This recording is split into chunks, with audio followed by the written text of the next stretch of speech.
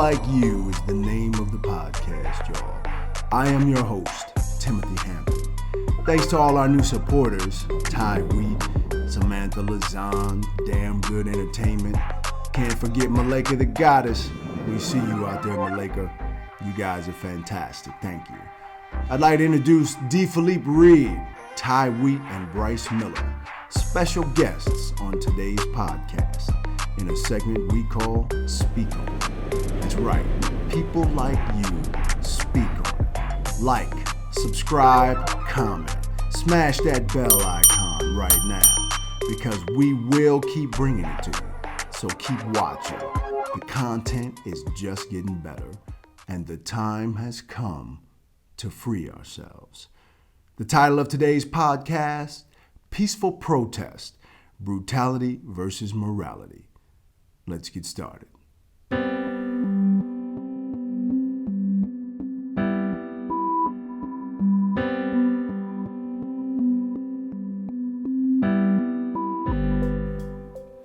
It would seem that some form of resistance, agitation, and protest would be necessary to confront police brutality. Where none of us seem to agree is what form those protests should take. Should we gather in the streets peacefully and sing songs? Should we run roughshod through the streets, burning everything in sight? Can we not? A mixture of the two, perhaps? Can we just not? I can tell you one thing right now. The status quo wants zero protests. The status quo sees any act of protest, peaceful or otherwise, as an act of aggression against the status quo, and they start handing out punishment. Ask Colin Kaepernick if you can't be punished for a peaceful protest. But one thing is for sure, we have to resist. We have to agitate. We have to protest, no matter what the cost. I don't know how you can stay in a society that's unjust without protest. I don't know how you can stand as a man in a society every day that is unjust and tyrannous and not fight. In some way, be it throwing a brick or making a documentary or a painting or writing a memo.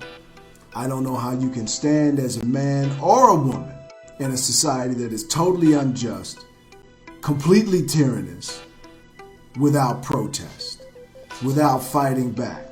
Name a society in history that did not fight back against tyranny and oppression. I'm gonna save you some time, stop you from hurting yourself. You don't know who they are. They were obliterated. They were wiped out. Their people are gone. Their ancestors mean nothing.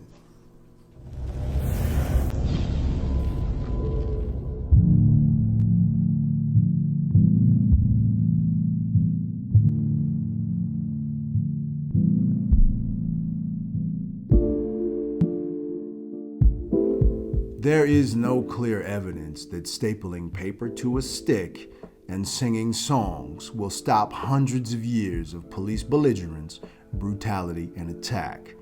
American policing is an institution of racism and white supremacy. Yes! Racism and white supremacy were not established through peaceful actions. No. So what makes people think peaceful actions will dismantle them? There has to be evidence that walking in the street chanting trendy slogans is going to change something. Let me just ask you this. How effective has this stuff been thus far?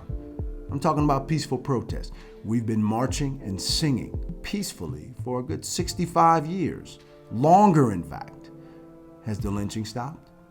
The murders? The abject brutality? New word.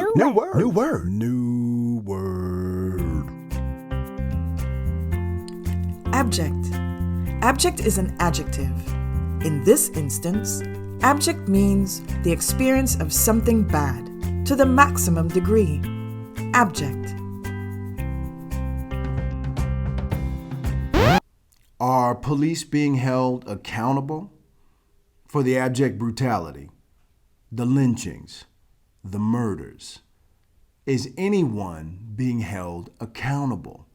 Has anything changed in relation to police brutality as a result of any peaceful protest? We asked Tye Wheatt to speak on it. Well-educated, well-trained, well aware of the struggle. Check out what Tye Wheatt had to say.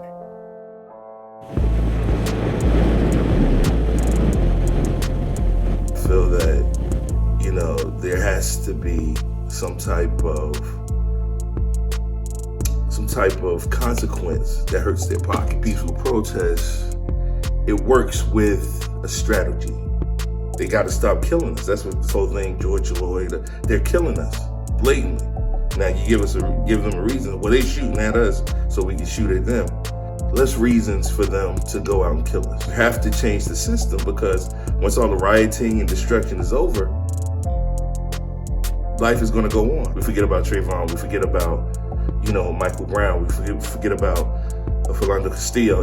We forget about Abner Louima. We forget about that because life goes on and the system don't change, because we have not made an effect, a peaceful process to change the system. But we also need, destruction of property, because that fucks up their businesses. Let me tell you why people might want to burn things right now. BET.com posted this article just last week. 3 black men found hanging sparked calls for lynching investigations. In cases in California, Houston, and New York, police have ruled each case a suicide. Lynching is alive and well. Police are looking the other way. The FBI is getting involved. Ain't that a relief? J. Edgar Hoover's legacy is now involved. They've had a solid relationship with the black community for decades, haven't they? Atlanta police just shot another black man, Rayshard Brooks, in the back for being defiant. That's a death sentence for a black man in the United States. A summary execution right in the street at the hands of police for being defiant, while polite society continues to look the other way. Do either of these examples explain why there are broken windows, burned buildings, damaged cars, and chaos in the streets? Check out what Bryce Miller had to say. Scholar of the struggle, student of the game, steadfast believer in a better humanity. Bryce Miller, speak on it.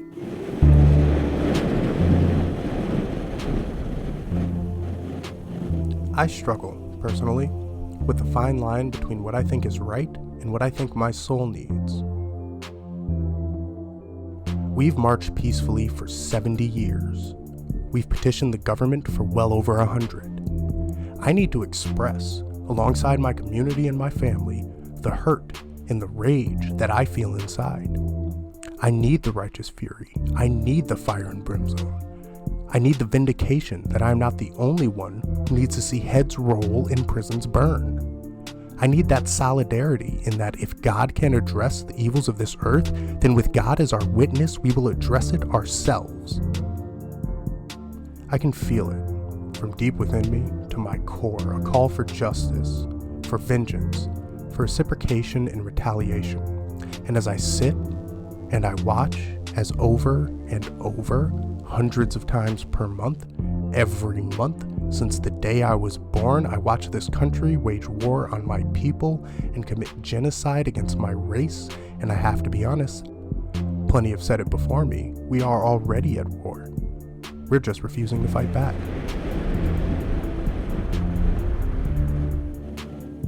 When it comes to police brutality, your votes do not count. Your education does not count. Your money, contributions, accomplishments do not count. Military service? Too bad. Own your own business? So what? Built a strong career, have a good job, own your own home, car, and a boat? Whatever. You do not have equal protection under the law. You are not innocent until proven guilty, and you cannot expect justice because you are not likely to see it. Does any of this make people like you feel comfortable? No. Do you feel included? Do you feel safe? Nope. But people like you are supposed to make the status quo feel comfortable and safe. Don't ruffle any feathers. We don't want to alienate anyone. We don't want anyone getting hurt.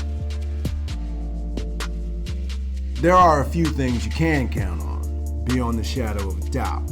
Being abused, neglected by the status quo. You can count on prejudice, discrimination, racism, racial profiling, police brutality, police repression, police aggression. Ask an individual which is more likely, police protection or police aggression. So what's left? You have no unity, you have no weapons, you have no power, you have no authority, you have no say, no allies, few resources, even fewer prospects. Social and political status dwindling under this administration. Finances questionable, circumstances deteriorating. So again, what's left? Resistance, agitation, protesting. Our last speaker, Felipe Reed, has some thoughts. He is a mentor, a motivator, a man of knowledge. Felipe Reed.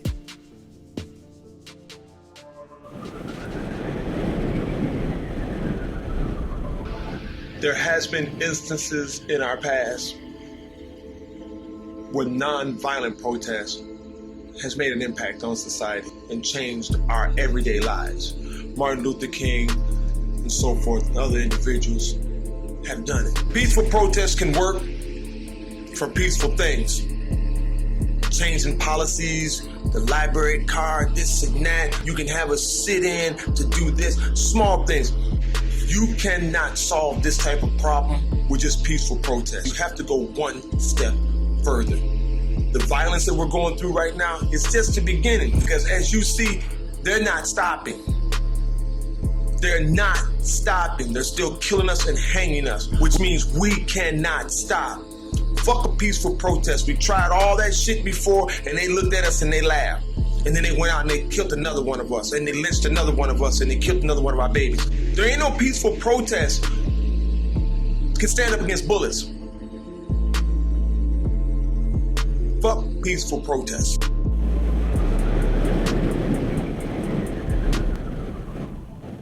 I say protest is going to be different for everyone. I'm not advocating for peace. I'm not defending violence. I'm simply saying everyone is different. My methods might not be the same of yours, because while my reason for protesting may be the same, my history, my perception, my frustration, my inclination is likely very different. How far you go in these circumstances depends very much on your own chemistry. Some are good with paper stapled to a stick. Some need to throw a brick. And in all actuality, a combination of the two is likely more effective than either on their own. Why? Why? Because fire and brimstone is a language the status quo will recognize, while peace and goodwill can suffice for the rest of us. And that is our podcast for today. We are people like you, and I am your host, Timothy Hampton. We featured music from Foreign Extra. Special thanks to Q Tracks and Freaks Van Workham. I'd like to thank Toy Box Studios for the artwork, graphic design, and digital enhancements. We see you out there, Toy Box. We see you all. New supporters, thank you. Tye Wheatt, Sam Lazan, Damn Good Entertainment, and Lake of the Goddess. Thanks to all of you whom I could not name. Look out for the new ebook, Betrayed, the Legacy of the African American Soldier. It's about the historic sacrifices of African American soldiers and how Americans rewarded those sacrifices. Check out our new children's ebook series, Poverty Bear. You can get it on Amazon. A message to children 4 and up about what it means to be poor. New content on a regular basis. Like, subscribe, please comment. Be a part of the conversation and smash that bell icon right now. People Like You is a Flashover Media production.